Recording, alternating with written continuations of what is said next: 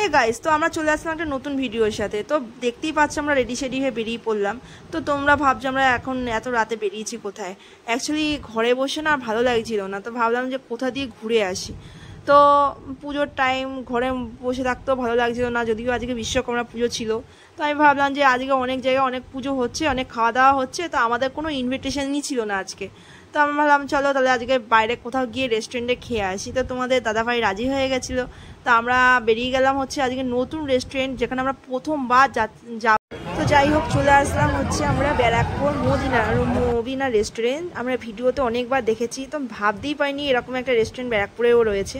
তো এই জন্য সেই ভিডিও দেখে আমরা সন্ধানে বেরিয়ে পড়লাম মদিনা রেস্টুরেন্টের উদ্দেশ্যে। সত্যি তোমাদের বলবো কি, প্রথমবার যখন গেছিলাম না আমি সত্যি তাক লেগে গেছি। এত সুন্দর রেস্টুরেন্ট আদৌ আমাদের ব্যারাকপুরে রয়েছে আমরা এতদিন জানতাম না।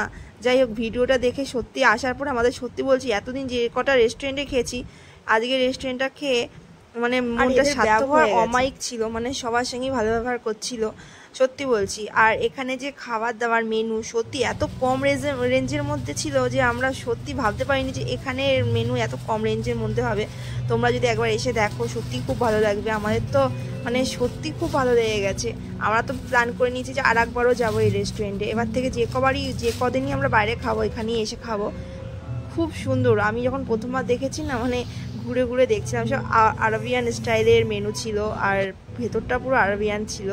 আর এখানে তোমরা 1000-1200 মধ্যে দুজন পেট ভরে খেতে পারবে, এত সুন্দর মানে জায়গাটা ছিল।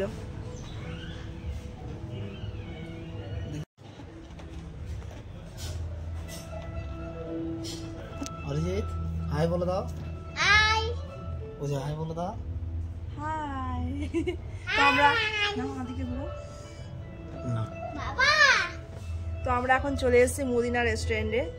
রাতের ডিনারটা ভাবছি এদিক দিয়েই করবো। দারুণ, তোমরা একবার এসে দেখবে, মানে এত সুন্দর রাজমহলের মতন হেভি লাগছে। ওটা পরে বল।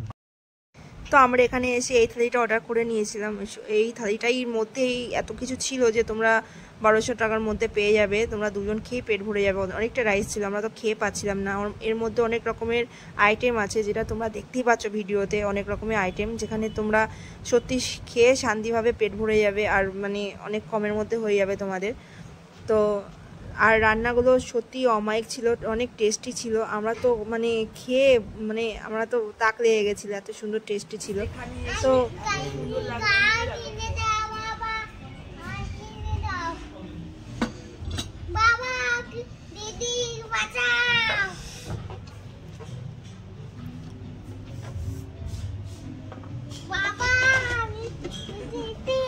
দারুণ লাগলো এখানে এসে সত্যি। মানে এতদিন রেস্টুরেন্টে গেছে তো মনের মতো রেস্টুরেন্ট, হেভি লেগেছে। রাজস্থান জয়পুরে গেছিলে?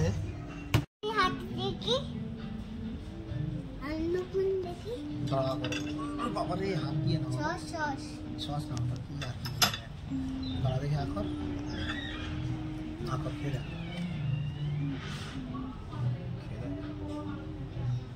কেমন খেতে, কেমন খেতে অরিজিৎ, কেমন খেতে? তুমি নাও ওখান দিয়ে ট্রাই করো। কত ভালো আছেন, ভিডিও করছি। আচ্ছা না আর তুমি খাবে না, বলা বসে না ঘরে বসে। দেখো খাওয়ার জন্য ব্যস্ত পুরো। দেখে আমি একটু ট্রাই করে দেখি।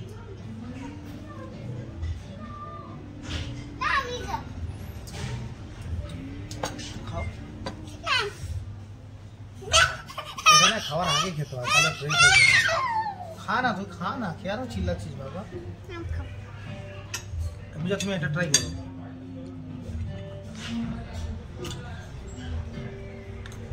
কেমন? Yummy, tasty tasty tasty tasty.